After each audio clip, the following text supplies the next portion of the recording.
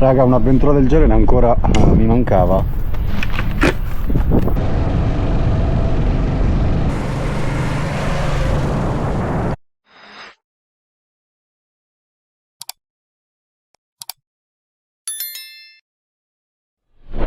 Buongiorno randaggi, un nuovo giorno, una nuova avventura. Oggi lascio il Guatemala, entro in Belize, quindi passaggio di frontiera, e la giornata inizia sul ciglio della strada a fare autostop.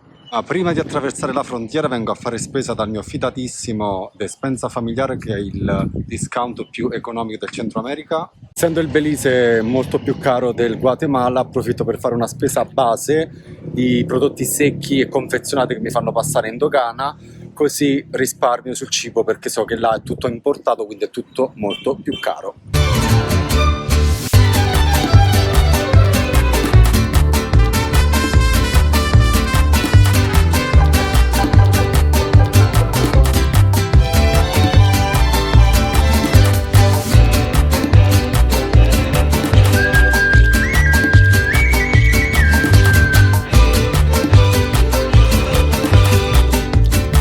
Sono finalmente arrivato in frontiera dopo circa 3 ore. Adesso si fa immigrazione guatemalteca per uscire dal paese. L'uscita dal Guatemala super veloce, ho già il timbro sul passaporto.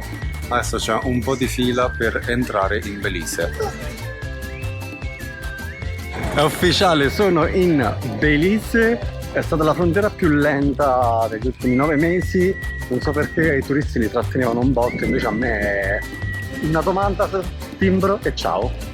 Ottimo. Sono giusto all'uscita della frontiera a fare autostop.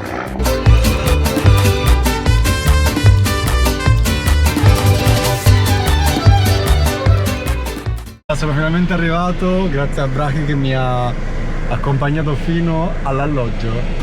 Grande, grazie mille. Questo è il posto che ho scelto per passare le prossime 2 notti qui in Belize.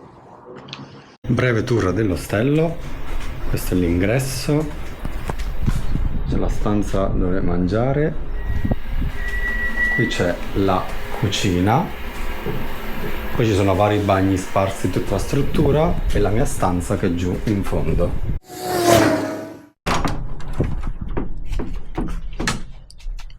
E questa è la stanza dove dormo, con il mio letto. E questa è la vista fuori dall'ostello.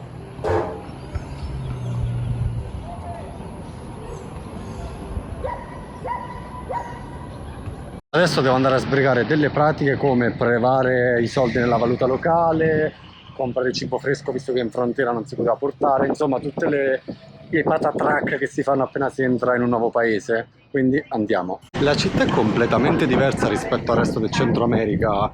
C'ha questa vibe afro-caraibica anche se non siamo sulla costa. Interesting. Questo è l'unico paese centroamericano dove si parla inglese e c'è una forte discendenza africana, c'è un sacco di gente di colore, si vede proprio la netta differenza rispetto al resto dei paesi centroamericani. Eccomi al mercato locale, faccio un po' di spesa di frutta e verdura e poi torno in ostello a cucinare.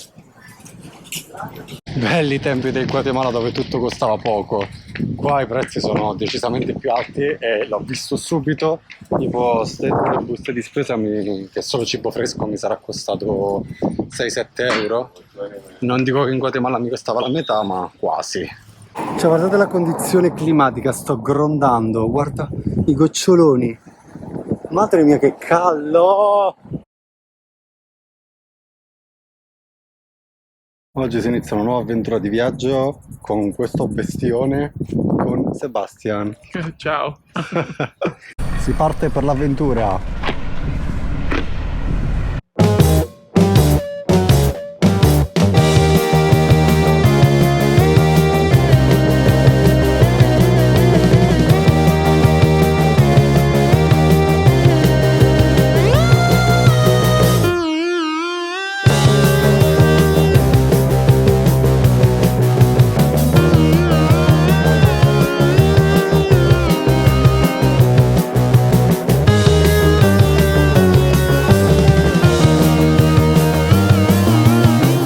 Niente raga, praticamente io ero tornato in ostello dopo una camminata mattutina e ero morto, ero già preparato a farmi una doccia e andare a letto. Becco Sebastian, che è questo ragazzo norvegese che ho conosciuto ieri in ostello, super buona onda, e mi ha proposto di andare con lui in moto al sito archeologico di Caracol, che è a 2 ore di guida da qui. E niente, ho detto vabbè, buttiamoci, andiamo. E lui tra l'altro sta attraversando il continente americano in moto, e quindi ho detto dai, partiamo con questa avventura. Tra l'altro è questo secondo me il bello di viaggiare, che ti lasci un po', no, trasportare, seguire il flusso degli eventi e non sai mai quello che può capitare.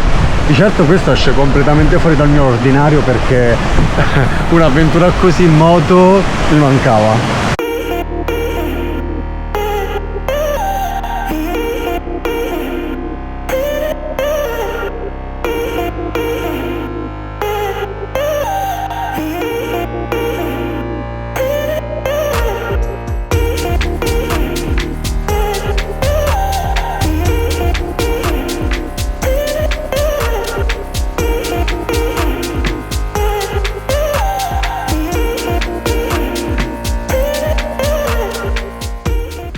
Eccoci arrivati a Caracol, che è questo sito archeologico Maya, situato a circa 2 ore di guida da San Ignacio.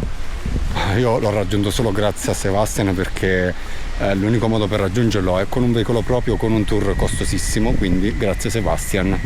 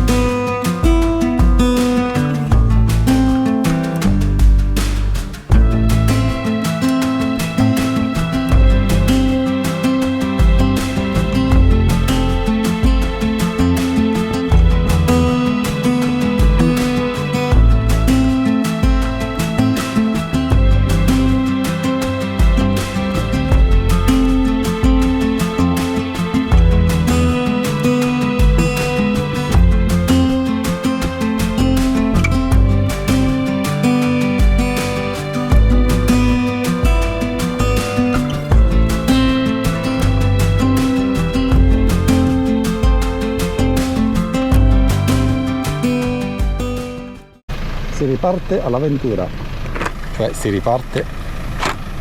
riparte all'avventura.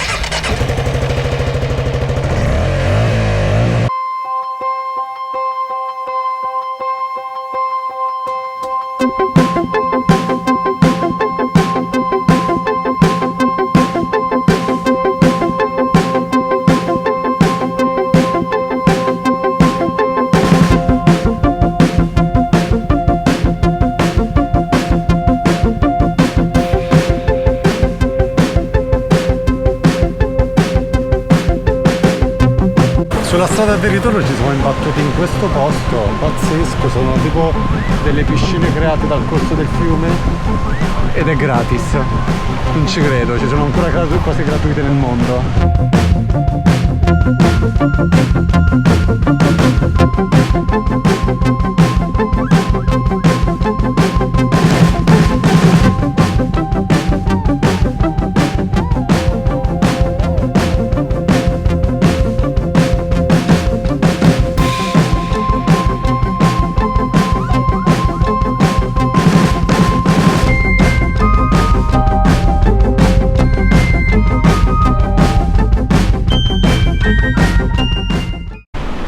Bella giornata, pensando a quanto poi sia bello viaggiare, no?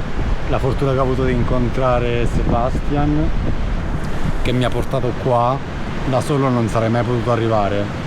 Come backpacker certi posti te li perdi perché ci arrivi solo con veicolo proprio. Questo poi no, è proprio il bello di viaggiare, che da un momento all'altro succede qualcosa e ti ritrovi inaspettatamente in un posto che non avevi minimamente immaginato, e mi sono letteralmente teletrasportato negli States. Me ne ricorda tantissimo anche una parte del Brasile, la parte della Chapada Diamantina in Bahia. Wow, sono super contento. È arrivato il momento di rimettersi in marcia. È stato bellissimo, un posto inaspettato, l'abbiamo beccato così per caso. Ma sono super grato a Sebastian per questa giornata, perché comunque non si dà per scontato il fatto che una persona ti dica vieni con me, poi in moto, comunque si è assunto il rischio di portarmi dietro, insomma, ripeto, non si danno per scontato queste cose, quindi super grato. Infatti mi sa tanto che gli cucinerò la cena stasera, visto che siamo nello stesso ostello.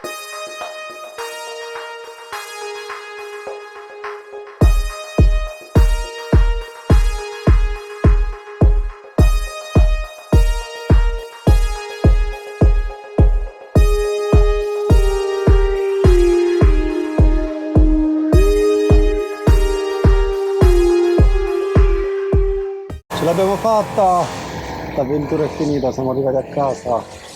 We made it. E per ringraziare Sebastian della giornata, ovviamente gli cucino, perché questo è il mio modo per ringraziare le persone: cucinare. Cena pronta, grazie Sebastian. Grazie.